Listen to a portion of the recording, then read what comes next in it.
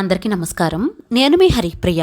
Welcome to my channel. ఇవాల్టి వీడియోలో మార్చి 25వ తారీఖున చంద్రగ్రహణం అయితే రాబోతోంది కదండి.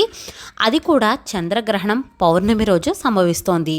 గ్రహణం ముందు, గ్రహణం తర్వాత పాటించవలసిన నియమాలు, గర్భిణీ స్త్రీలు పాటించవలసిన నియమాలు ఏమిటి, అవన్నీ కూడా చాలా డీటెయిల్డ్గా తెలుసుకుందాం. గ్రహణం విషయానికి వస్తే ఈ గ్రహణం మనకు ఇండియాలో కనిపించదు. ఇండియాలో కనిపించినా కనిపించకపోయినా సరే గర్భిణీ స్త్రీలు ఖచ్చితంగా కొన్ని నియమాలను పాటించాలి. అలాగే కొన్ని జాగ్రత్తలు కూడా తీసుకోవాలి. అవేంటో కూడా తెలుసుకుందాం. ముఖ్యంగా గర్భిణీ స్త్రీలు ఉన్న ఇంట్లో సూర్యగ్రహణం అయినా చంద్రగ్రహణం అయినా వచ్చినప్పుడు మన రూమ్లోకి నీడ పడకుండా చూసుకోవాలి. మన రూమ్లో ఉన్న కిటికీలు, డోర్స్ అవన్నీ కూడా క్లోజ్ చేసేయాలి. గ్రహణ సమయంలో అస్సలు కదలకూడదు, పడుకునే ఉండాలి. అటు ఇటు తిరగకూడదు. గోకడం, గిల్లడం, తలదువ్వుకోవడం వంటి పనులు అస్సలు చేయకూడదు. దర్భగడ్డి తెలుసు కదండి. హోమాలలో, యజ్ఞాలలో ఈ దర్భగడ్డికి పవిత్రమైన స్థానం ఉంది. ఏ గ్రహణమైనా సరే, సూర్యగ్రహణమైనా చంద్రగ్రహణమైనా సరే అతి నీలలోహిత కిరణాలు భూమిపై పడకుండా చేస్తాయి. ఈ దర్భగడ్డి మన ఇంట్లో వస్తువులపై వేయడం ద్వారా ఆ రేడియేషన్ అనేది ఎక్కువ మనపై ప్రభావం రాకుండా ఉంటుంది. అందుకనే మన పెద్దవారు మన ఇంట్లో వాడే పదార్థాలపై, అంటే ఊరగాయలపైన ఉప్పులు, పప్పులు, నీళ్లు, తినే వస్తువులపైన ఉంచాలని మనకు ఎప్పుడో అందించారు. ఈ దర్భగడ్డిని గ్రహణ సమయంలో ఉంచి గ్రహణం అయిపోయిన తర్వాత ఆ గడ్డిని పారే నీటిలో వేసేయాలి. గర్భిణీ స్త్రీలు గ్రహణం లేదని నెగ్లిజెన్సీగా ఉండవద్దు.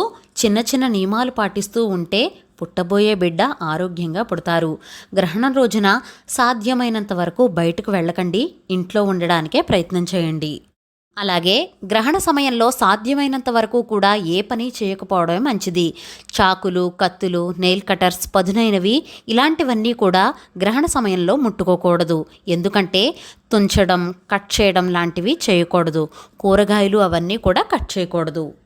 గ్రహణ సమయంలో మంత్ర సాధన చేస్తే చాలా మంచిది. గ్రహణ పట్టు విడుపుల సమయం ఉంటుంది కదా. పట్టు సమయంలో స్నానం చేసేసి శుభ్రమైన వస్త్రాలు కట్టుకుని ప్రశాంతంగా ఇష్టమైన దైవాన్ని ధ్యానం చేయడం కానీ, లేదా గురువుల నుండి పొందిన మంత్రాన్ని సాధన చేస్తే ఆ మంత్రాలకు మరింత శక్తి పెరుగుతుంది. గ్రహణం అంటే చాలామంది భయపడతారు. కానీ ఆ సమయంలో చేసే మంత్ర సాధన కానీ, జపం కానీ 1000 రెట్ల ఫలాన్ని ఇస్తుంది.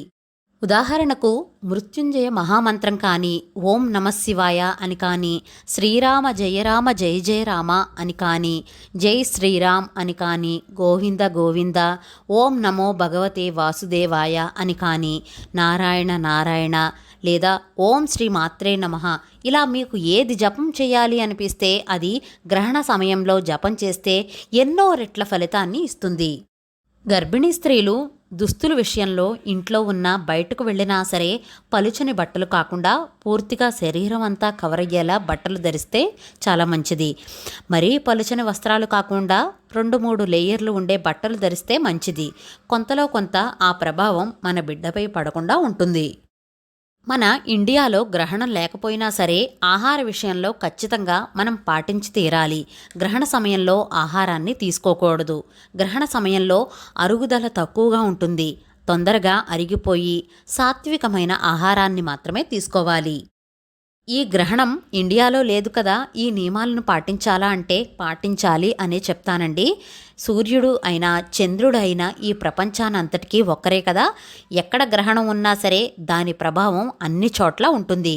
గ్రహణం రోజు పౌర్ణమి కదా, అమ్మవారిని పూజించడం, ధ్యానం చేయడం, జపం చేయడం ఎంతో మంచిది. గ్రహణ సమయంలో గర్భిణీ స్త్రీలు బయటకు రాకూడదు. అయితే గ్రహణ సమయం టైమింగ్స్ ఇప్పుడు చూద్దాం. మార్చి 25వ తారీఖు సోమవారం 2024 సంవత్సరంలో మొదటి చంద్రగ్రహణం వచ్చింది. పట్టు సమయం ఉదయం 10:23 నుంచి విడుపు సమయం మధ్యాహ్నం 3:02 వరకు ఉంటుంది. మధ్య సమయం 12:42. గ్రహణ పుణ్యకాలం 4:32. ఈ గ్రహణం ఇండియాలో కనిపించదు. ఎందుకంటే ఈ గ్రహణం ఏర్పడేది ఉదయం పూట. ఉదయం చంద్రుడు ఉండదు కాబట్టి మనకు కనిపించదు. అంతేకాని చంద్రగ్రహణ ప్రభావం ఉంటుంది. అందుకని గర్భిణీ స్త్రీలు బయటకు రాకూడదు. ఈ గ్రహణ ప్రభావం యూరప్, ఉత్తర అమెరికా, దక్షిణ అమెరికా, ఆఫ్రికా వంటి దేశాల్లో కనిపిస్తుంది. ఈ దేశాల్లో ఉన్న గర్భిణీ స్త్రీలు మరీ ముఖ్యంగా నియమాలు పాటించాలి. ఇండియాలో ఉన్నవారు మాత్రం ఈ టైమింగ్స్లో బయటకు రాకపోతే చాలా మంచిది. తెలిసింది కదండి, గ్రహణానికి సంబంధించిన వివరాలన్నీ కూడా. ఈ వీడియో మీకు నచ్చినట్లయితే please like, share, subscribe to my channel ఆకుండే Haripriya devotional. Thank you for watching.